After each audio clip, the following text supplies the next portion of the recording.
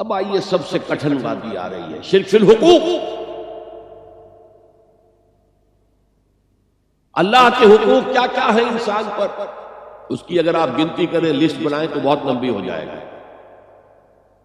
اللہ کا شکر کرنا چاہیے، اللہ کی عبادت کرنی چاہیے، اللہ کے احکام پر چلنا چاہیے، اللہ کے عائد کردہ فریضے جو ہیں وہ ادا کرنے چاہیے، اللہ کی حرام چیزوں سے بچنا چاہیے، اللہ کی تعظیم و تکبیر کرنی چاہیے، اللہ کے دین کو غالب کرنے کے لیے جد و جہد کرنی چاہیے، اللہ کے کلمے کو سربلند کرنے کے لیے تن من دھن لگانا چاہیے۔ ایک لفظ ایسا ہے کہ جیسے کہتے ہیں ہم اپنی زبان میں، ہاتھی کے پاؤں میں سب کے پاؤں، ایک لفظ ہے کہ جو جملہ حقوق کو اپنے اندر سمو لیتا، وہ لفظ عبادت۔ یہی وجہ ہے کہ قرآن مجید میں تمام انبیاء اور رسول کی دعوت جو آتی ہے مختلف مکی صورتوں میں، وہ کیا ہے؟ سب نے یہ کہا یا قوم اعبدوا اللہ ما لکم من الہ غیرہ، اے میری قوم کے لوگوں اللہ کی عبادت کرو، تمہارا کوئی اور معبود نہیں ہے سوائے اس کے۔ یہی دعوت جو ہے حضرت نوح کی تھی، حضرت ہود کی تھی، حضرت صالح کی تھی، حضرت شعیب کی تھی، حضرت لوط کی تھی، اور حضرت موسیٰ کی تھی، حضرت عیسیٰ کی تھی، سب کی تھی۔ یہی دعوت جو ہے حضور کی آئی ہے قرآن میں، ایک فرق کے ساتھ۔ سابقہ تمام انبیاء اور رسول صرف اپنی اپنی قوموں کے لیے مبعوث کیے گئے تھے، حضور کے بعثت پوری نوع انسانی کے لیے، لہذا یہاں یا قومے کا لفظ نہیں ملے گا، یا ایھا الناس، یا ایھا الناس، یا ایھا الناس، یا ایھا الناس اعبدوا ربکم الذی خلقکم والذین من قبلکم لعلکم تتقون۔ اے لوگوں عبادت کرو اپنے اس رب کی جس نے تمہیں بھی پیدا کیا اور تم سے پہلے جو لوگ تھے ان کو بھی پیدا کیا تاکہ تم بچ سکو۔ اس سے آگے بڑھیے تو سورہ ذاریات میں فرمایا کہ ہم نے تو انسانوں اور جنوں کو پیدا ہی اس لیے کیا ہے کہ ہماری عبادت کریں۔ وما خلقت الجن والانس الا لیعبدون۔ زندگی آمد برائے بندگی، زندگی بے بندگی شرمندگی۔ زندگی تو ہمیں ملی ہے بندگی کے لیے، اگر ہم بندگی ہی نہ کریں خدا کی تو شرمندگی ہی شرمندگی ہے۔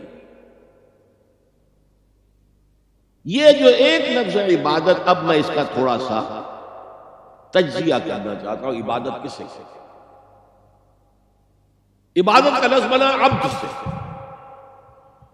عبد غلام، جس کا آج آپ تصور نہیں کر سکتے۔ آج ہمیں جس کا تجربہ ہے وہ امپلائر امپلائی ریلیشن شپ کا ہے۔ آپ نے کسی کو بطور مزدور رکھا ہے، شام تک کام کرنا ہے، 100 روپے دینے ہیں، وہ آپ کا ملازم ہے، غلام نہیں ہے۔ وہ جب 8 گھنٹے پورے ہو جائیں گے سلام کرے گا اور جائے گا۔ اور اگر آپ نے کسی کو رکھا ہے خانسامہ کی حیثیت سے اور آپ کہیں بھائی آج وہ نہیں آئی، بھنگن وغیرہ نہیں آئی ہے، ذرا جاؤ ہمارا وہ ٹوائلٹ صاف کراؤ، وہ صاف کر دے گا۔ جناب میں آپ کا خانسامہ ہوں، میں ٹوائلٹ صاف کرنے کے لیے ملازم نہیں ہوں۔ تو لمیٹڈ ٹائم اور فرائض بھی لمیٹڈ، یہ امپلائر امپلائی کے ہیں۔ وہ فرائض ادا کرنے کے بعد وہ آپ کے برابر کا شہری ہے، 1 ووٹ آپ کا 1 ووٹ اس کا ہے، کوئی فرق نہیں آپ کے اس کے ذریعے۔ غلام جو ہوتا تھا عبد، وہ آقا کا مملوک ہوتا تھا، ملکیت، اور وہ ہمہ تن، ہمہ وقت، ہمہ جہت حکم ماننے پر مجبور تھا۔ رات کو حکم دے رہا ہے تو نہیں کہتے صاحب آج رات کا وقت ہے، آپ کیا حکم دے رہے ہیں، میں تو نہیں مان سکتا، ماننا پڑے گا۔ کسی بھی وقت، کسی بھی نوعیت کا جو بھی حکم دے، ہمہ وقت، ہمہ تن، ہمہ جہت، طاعت۔ اور یہ کہ اگر آقا نے کوئی کوٹھڑی دے دی ہے کہ اس میں رات کو سو جایا کرو تو وہ اس کی ملکیت نہیں ہو جاتی، ملکیت آقا کی ہے، وہ خود ہی ملکیت اپنے آقا کا ہے۔ کوئی چارپائی دے دی ہے سو جایا کرو تو وہ اس کی ملکیت نہیں ہو جاتی۔ تم بھی اپنے آپ کو کسی شے کا مالک نہ سمجھو۔ للہ ما فی السماوات و ما فی الارض، آسمانوں میں اور جو کچھ ہے زمین میں وہ اللہ کی ملکیت ہے۔ تو یہ عبدیت، یہاں تک کہ اگر آپ کو معلوم نہ ہو کہ اس زمانے میں آقا کو اختیار تھا جس طرح چاہے ٹارچر کرے، جس طرح کی چاہے تکلیف دے، اور جب چاہے قتل کر دے، کوئی مقدمہ نہیں، غلام کی طرف سے کوئی مدعی نہیں، کوئی اس پر پکڑ دھکڑ نہیں، تم نے کیا کیا؟ بالکل جیسے آپ کی بکری تھی، آپ نے ذبح کی اور گوشت پکا کے کھا لیا، کوئی آپ سے پوچھ سکتا ہے میری ملکیت تھی بکری، میں نے اس کو ذبح کیا، گوشت کھایا، تم کون ہوتے ہو پوچھنے والے؟ اسی طرح اگر وہ آقا جو ہے وہ غلام کو قتل کر دیتا تھا تو اس پر کوئی پوچھ گچھ نہیں تھی، کوئی بات نہیں۔ اس معنی میں اللہ کے غلام بننا، ہما تن، ہما وقت، ہما وجود، ہما جہت، اللہ کی غلامی، اللہ کی اطاعت، یہ ہے عبادت کا ظاہری پہلو، یا میں کہا کرتا ہوں عبادت کا جسد، عبادت کا ظاہر، عبادت کا جسم جو نظر آتا ہے۔ ایک ہے عبادت کی جان یا عبادت کی روح جو نظر نہیں آتی۔ ہماری جان کہاں ہے؟ کسی کو نظر آتی ہے؟ روح کہاں ہے؟ کسی کو نظر آتی ہے؟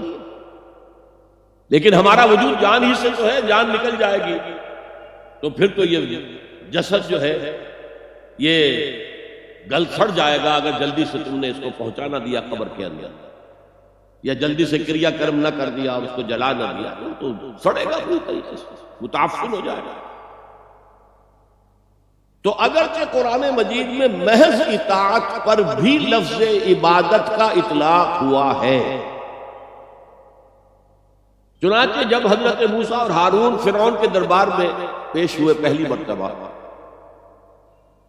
فرعون نے ایک پھپتی چست کی، اپنے حواریوں اور درباریوں سے مخاطب ہو کر، یہ کون لوگ ہیں جو ہم سے اس طرح بات کر رہے ہیں، ہم سے کوئی مطالبہ کر رہے ہیں؟ ارسل معنا بنی اسرائیل وقومہما لنا عابدون، ان کی قوم تو ہماری غلام قوم ہے۔ ظاہر بات ہے کہ وہ فرعون یا ان کی قوم کی پرستش نہیں کرتے تھے، عبادت نہیں کرتے تھے، لیکن چونکہ اطاعت پر مجبور تھے لہذا اس کے لیے لفظ اس نے استعمال کیا عابدون، قومہما لنا عابدون۔ اور ایک اور موقع پر یہ بات آئی کہ جب فرعون نے کہا الم نربک فینا ولیدا، اے موسیٰ تم وہی نہیں ہو جسے ہم نے اپنے محل میں پالا تھا، ہمارے ٹکڑوں پر پل کر ہماری بلی ہمیں کو میاؤں۔ تو حضرت موسیٰ نے کہا وَتِلْكَ نِعْمَةٌ تَمُنُّهَا عَلَيَّ أَنْ عَبَّدْتَ بَنِي إِسْرَائِيلَ، یہ تم بڑا احسان جتا رہے ہو میرے اوپر کہ میں تمہارے محل میں پلا بڑھا ہوں، جبکہ تو نے میری پوری قوم کو غلام بنا رکھا۔ عبدت، تو عبادت کا اطلاق محض اطاعت پر بھی ہے، چاہے وہ خواہی نہ خواہی ہو، مجبوری سے ہو، کراہت کے ساتھ ہو، لیکن یہ اطلاق اس پر ہوتا ہے۔ یہی وجہ ہے کہ آج کے دور میں جو جدید مفکرین ہیں اسلام کے، انہوں نے اس اطاعت کے پہلو کو اتنا نمایاں کیا ہے، اتنا نمایاں کیا، اس لیے کہ عام لوگوں کے ذہن سے یہ تصور گزر گیا تھا نماز، روزہ، حج، زکوٰۃ عبادات ہو گئی، بس اور کون سی عبادت چاہیے تمہیں؟ تو ان کو بتانے کے لیے نہیں، پوری زندگی میں اللہ کی اطاعت، ہمہ تن، ہمہ وقت، ہمہ جہت، ہمہ پہلو اطاعت۔ تو یہ صحیح بات ہے کہ جو ایمفیسائز کی گئی، اور آج بہت سے لوگوں کے سامنے یہ بات آ چکی ہے، بہت بڑی تعداد میں امت اس حقیقت کو جان چکی ہے کہ اسلام صرف مذہب نہیں، دین ہے، یہ مکمل نظام حیات ہے، یہ مکمل ضابطۂ حیات ہے، اور اس سب میں اطاعت مطلق اللہ کی درکار ہے۔ لیکن ایک پہلو ابھی پوری طرح اجاگر نہیں ہوا، اللہ کی عبادت میں اگر وہ بالاکراہ ہو رہی ہے، طبیعت کے خلاف ہو رہی ہے، تو وہ منافقانہ اطاعت ہے۔ جیسے کہا گیا یہ منافق نہیں نماز کے لیے کھڑے ہوتے مگر کسل مندی کے ساتھ اور بہت ہی طبیعت پر جبر کر کے، کیا کریں اس معاشرے میں کوئی مسلمان سمجھا ہی نہیں جا سکتا تھا جو نماز نہ پڑھتا تو نماز تو پڑھنی پڑ رہی تھی، وہ منافقت ہے۔ اللہ کی اطاعت کاملہ اس کی محبت شدیدہ کے تحت، اس کے شکر کا جذبہ، اے اللہ تیرے لیے حمد ہے، کل شکر تیرے لیے، کل ثنا تیرے لیے، اس شکر اور محبت کے جذبے سے والذین آمنوا اشد حبا للہ، اہل ایمان تو وہ ہے جو شدید ترین محبت کرتے ہیں اللہ کے ساتھ.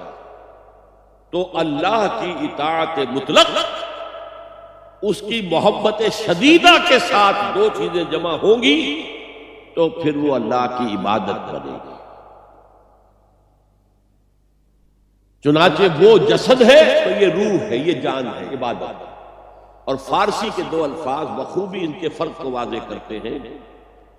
ایک ہے بندگی، جو ابھی میں نے شعر سنایا، بندگی وہ ہے اطاعت.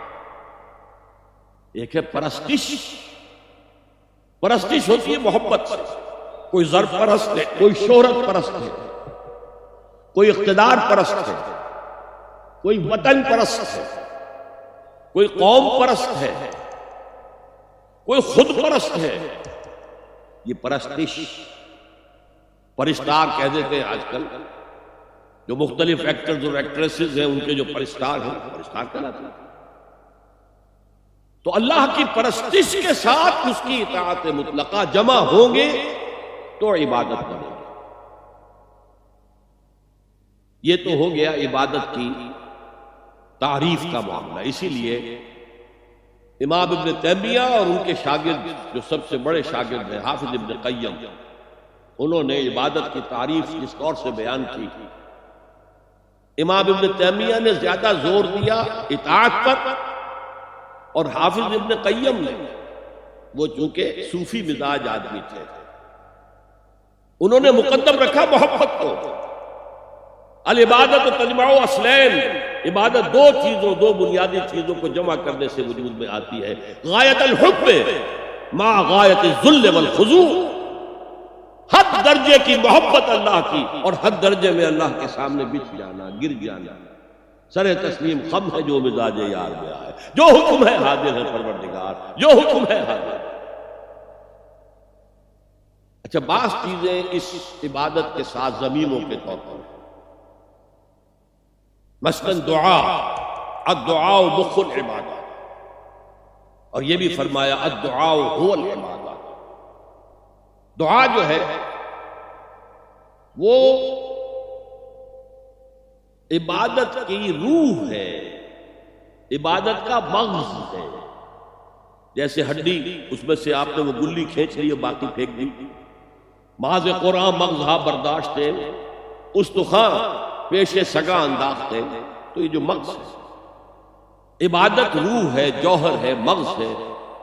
دعا مغز ہے، عبادت. بلکہ یہ بھی الدعاء هو العبادہ. اور کچھ افعال ایسے ہوتے ہیں کہ جو عبادت کے اظہار کے لیے ہوتے ہیں، تعظیم کے اظہار کے لیے.